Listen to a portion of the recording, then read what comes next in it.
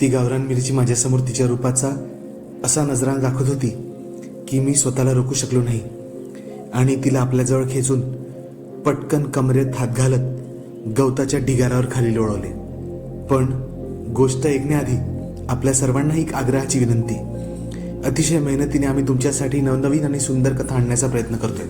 आम्हाला तुमच्या सपोर्टची आणि मदतीची गरज आहे, ज्याने आम्ही लवकरात लवकर नवीन व्हिडिओ पोस्ट करू शकू. म्हणून व्हिडिओ खाली असलेले थँक्स बटन दाबून आम्हाला सहकार्य करा आणि आमच्या चॅनलला जास्तीत जास्त लाईक, शेअर आणि सबस्क्राईब करायला विसरू नका. नमस्कार मित्रांनो, माझे नाव मनोज आहे. मला सगळे गावाकडे पाटील म्हणून ओळखतात. याचे कारण म्हणजे माझ्याकडे असलेली भरपूर शेती. गावात सगळ्यात जास्त शेती माझ्याकडे होती, ती पण सुपीक. त्यामुळे माझ्याकडे पैसे पण चांगले खेळत असायचे. त्यामुळे माझे राहणीमान, माझा थाट काही औरच होता.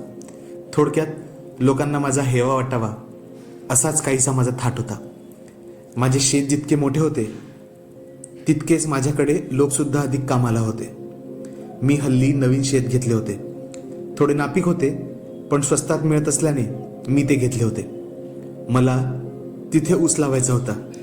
माझ्याकडे वाटेकऱ्यांची कमी नव्हती, पण त्यातच माझ्याकडे गेले काही महिने गावातीलच संतू नावाचा माणूस कामासाठी सारखी विचारणा करत होता. मी काही त्याला फारसा ओळखत नव्हतो, पण ऐकून होतो.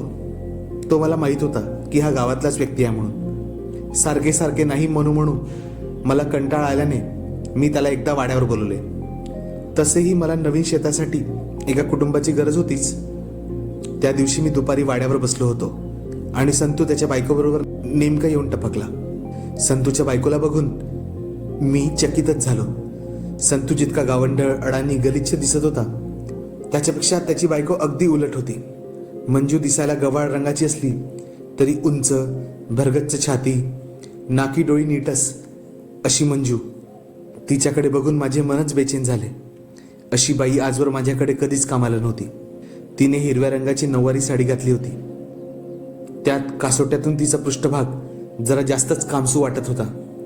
अंगाला अगदी तंतोतंत बसलेले तिचे ते पोलके तिच्या भरदार ऐवजांना जणू काही नजरकैदेतच ठेवत होते. तिच्या फिट्ट पोलक्यात तिच्या ऐवजांना कधी एकदा बाहेर पडेल असेच होत असेल असे मला वाटत होते. तिची माणसाळ आणि सुराईदार कंबर मला तिच्या मोहात अधिकाधिक पाडत होती. तिला बघून मी त्यांना कामावर ठेवून घेण्याचे ठरवले. मी तिथेच त्यांना एक झोपडीवजा घर बांधून दिले होते. त्यांचे काम सुरू झाले. तसेही शेत थोडे बाहेरच्या बाजूने होते, त्यामुळे तिकडे लोकांची ये जा अजिबात नसे. त्यामुळे शेताची सगळी जबाबदारी त्या दोघांवरच होती. त्यांचे काम सुरू झाले होते. अधेमध्ये मी चक्कर मारत होतो. संतूकडून सगळी माहिती मला मिळत होती. मी असाच एका संध्याकाळी अचानक शेतावर गेलो. बघतो तर काय, संतू दारू पिऊन तर्र पडला होता आणि मंजू काम करत बसली होती. ते बघून मी चिडलो आणि म्हणालो, संतू, काय चालवलंयस रे तू? यासाठी ठेवले मी तुला कामावर? असे म्हणून मी त्याला कामावरून काढून टाकण्याचा विचार करत असताना मंजू आली आणि माझ्या हातापाया पडायला लागली. म्हणाली, पाटील, तुम्ही आहेत म्हणून माझं चाललंय बघा, नाहीतर माझे काय हाल झाले असते ते मला माहीत नाही. कृपया असं वंगळ करू नका हो. तेवढ्यात माझा हात जवळच ठेवलेल्या विळ्यावर लागला. माझा बोट कापला गेला. माझ्या बोटातून घडाघडा रक्त वाहू लागले. ते पाहताच तिने माझे बोट आपल्या हातात घेतले आणि काय करू काय नाही याचा अंदाज तिला आला नाही. तर ते बोट लगेच तिने आपल्या तोंडात घातले. काही वेळाने रक्त तर निघणे थांबले, पण माझ्या आतल्या रक्ताचा संचार फार वाढला होता आणि तो वेगळ्याच ठिकाणी जाऊन करंट पोहोचवत होता. त्या रात्री माझे लक्ष वारंवार आपल्या बोटाकडे जात होते. मी सुद्धा आपले बोट चाखून त्यात मंजूच्या ओठांचा काही स्वाद येतो का ते पाहू लागलो. 1-2 दिवस गेल्यानंतर मी परत शेतावर गेलो होतो. ती गुडघ्यापर्यंत चिखलात रुतून रोप लावत होती. तिचे गुडघ्यापर्यंत पाय चिखलाने माखले होते आणि आज नेहमीपेक्षा तिची नऊवारी साडी जरा वर होती. तिच्या गुळगुळीत मांड्या परत माझ्या डोळ्यासमोर आल्या होत्या. मंजूला इतक्या जवळून मी पहिल्यांदाच बघत होतो. जितकी चांगली ती लांबून दिसत होती त्यापेक्षा अधिक चांगली ती जवळून दिसत होती. तिच्याकडे बघून मी केव्हाच संतूला काढून टाकण्याचा निर्णय बदलून टाकला होता. तेव्हापासून पुढे कामासाठी मला तीच भेटू लागली. संतू दारूमध्येच गुंतला होता. कामात त्याचे अजिबात लक्ष नसायचे आणि हे नेहमीचेच होऊन बसले होते. तरी मला काही फरक पडत नव्हता. कारण मंजू काम करायची आणि तिच्याकडून सगळी माहिती भेटण्याच्या बहाण्याने ती माझ्या जवळ यायची आणि मला भेटायची. एकदा दुपारी मी अचानक शेतात गेलो. नेहमीप्रमाणे संतू दारू पिऊन पडला होता. मंजू शेतात तण काढत होती. घट्ट कासोटा लावून काम करणारी मंजू तिच्या गच्च मांड्यांचे जणू काही प्रदर्शनच करत होती. ते बघून मी चेकाळलो. एका हातात खुरपं घेऊन खाली बसली होती ती.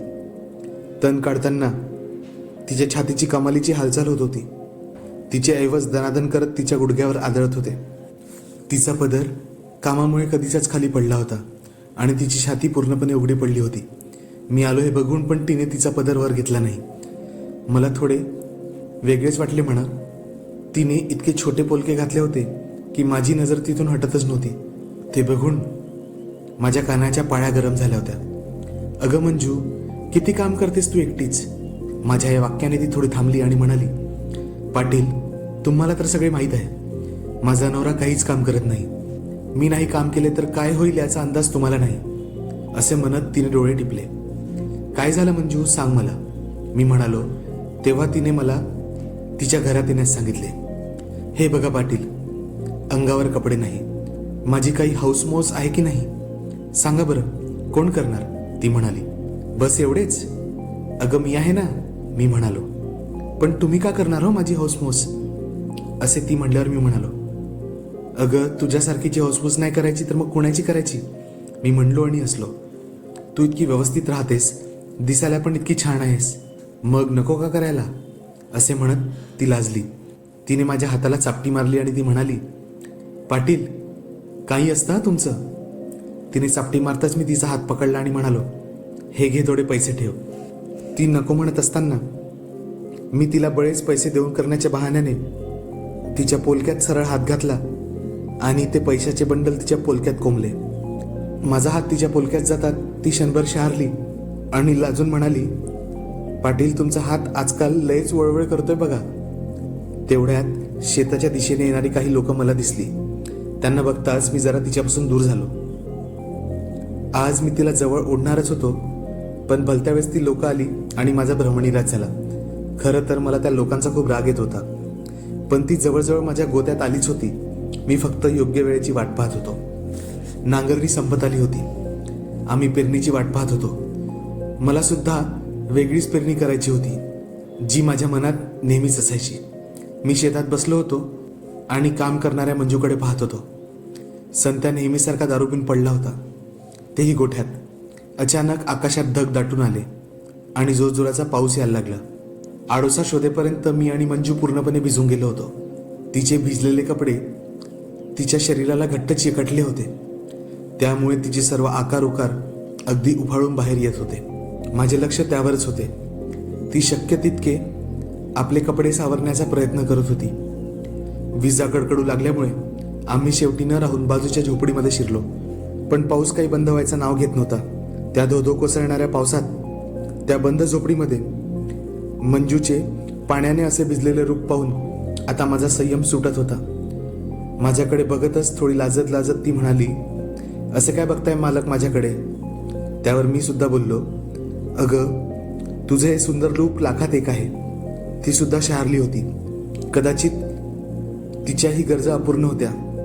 तिला सुद्धा कोणीतरी हवं होतं. आणि या वातावरणात विजांच्या कडकडात आणि ओल्या चिंब शरीरात ती सुद्धा वाहवत गेली आणि हलकेच म्हणाली, मग दुरूनच बघणार आहे का हे रूप मालक? असे म्हणताच मी तिला खसकन माझ्याजवळ ओढले आणि सरळ तिच्या गळ्यावरून हात फिरवू लागलो. माझ्या हातांच्या स्पर्शाने ती अधिकच तापली होती. आजवर लांबून बघणारे ते भरदार ऐवज माझ्या हातात होते. मी तिला कमरेत हात घालून माझ्याजवळ ओढले आणि तिचे ओठ माझ्या ओठांवर ठेवले आणि तिच्यावर चुंबनाचा वर्षाव सुरू करताच ती घायाळ झाली. अक्षरशः ती सुद्धा उफाळून येत माझ्या चुंबनांचा प्रतिसाद देत होती. माझा एक हात तिच्या हृदयाशी होता आणि दुसरा हात तिच्या कडक कमरेवर. आता मला थांबणे शक्य नव्हते. मी लगेच तिला तिच्या भारातून मुक्त केले आणि जे काही माझ्यासमोर आले ते पाहून मला स्वर्गप्राप्तीचा आनंद झाला. मी वेडापिसा झालो. जे काही माझ्यासमोर होते ते मी स्वतःजवळ ओढून घेण्याचा प्रयत्न करत होतो, पण ते माझ्या हातात येण्याजोगे नव्हते. मी स्वतः प्रयत्न करून इथेच रसपान करून घेतला. मी आता आपल्या शुद्धीत नव्हतो. माझा हात आता तिच्या कासोट्याजवळ होता, जो मी 1 मिनिटात फेडला. पुढच्या क्षणी ती मोकळी झाली. गवाळ पण टंच अशी मंजू हिच्या शरीराकडे बघून मी लाळ घोटू लागलो. मला तिच्या पाठमोऱ्या भागाचे प्रचंड आकर्षण होते. मी तिला लागलीच उलटे केले आणि त्यांचे दर्शन घेतले. माझ्या शरीरांचा आणि अवयवांचा माझ्यावरचा ताबा सुटत चालला होता. माझ्यात प्रचंड उत्तेजनाचा संचार झाला होता. चित्रपटातल्या नटीला देखील लाजवेल एवढे मादक तिचे शरीर आता वाटत होते. ती सुद्धा आता तापली होती आणि माझ्या हल्ल्याचे प्रत्युत्तर देत होती. तिचे हात सुद्धा माझ्यावर सळसळायला लागले होते आणि तिने सुद्धा माझ्या अवयवांचा आस्वाद घेत मला अगदी हवेत नेऊन ठेवले होते. पण आता थांबण्यात काही अर्थ नव्हता, म्हणून पुढच्या क्षणी मी तिच्यावर ताबा मिळवत चाल करून गेलो. तिने सुद्धा तेवढ्याच प्रेमाने आणि उत्साहाने मला स्वतःच सामावून घेतले. तिला कदाचित वेदना सहन करण्याची फार ताकद असावी. ती अगदी आनंदाने सर्व हल्ले सहन करत होती. मी मला पाहिजे तसे आणि तेवढ्या द्वेषाने मी तिच्यावर तुटून पडलो होतो. पण मंजू अजिबात तक्रार करत नव्हती. त्यामुळे मी अगदी मला पाहिजे तसा पाशवी आनंद मिळवत होतो. आणि बऱ्याच वेळानंतर आम्ही दोघेही तृप्त झालो आणि त्याच गवताच्या ढिगाऱ्यावर पडून राहिलो. अशा प्रकारे मी मंजूची अडचण दूर केली होती आणि मंजूने मला जे हवे ते दिले होते. तेव्हापासून आमचा कार्यक्रम अविरत चालू राहिला. मला तर गावरान कोंबडी रेमटायला मिळत असल्याने मी खूप आनंदी झालो होतो. ऊस वाढल्यावर ऊसाच्या फडातच आम्ही एक घेरा करून गादी टाकून ठेवली होती आणि जेव्हा वाटेल तेव्हा आम्ही एकमेकावर तुटून पडायचो. खरंच कित्येक वर्ष आम्ही असेच आमचा कार्यक्रम सुरू ठेवला होता. तर मित्रांनो, तुम्हाला आमची कथा कशी वाटली हे नक्की सांगा आणि आमच्या कथेला लाईक, शेअर आणि कमेंट्स करत राहा. तसेच नवनवीन कथांचा आनंद घेण्यासाठी थँक्स बटन दाबून आम्हाला सहकार्य करा. धन्यवाद.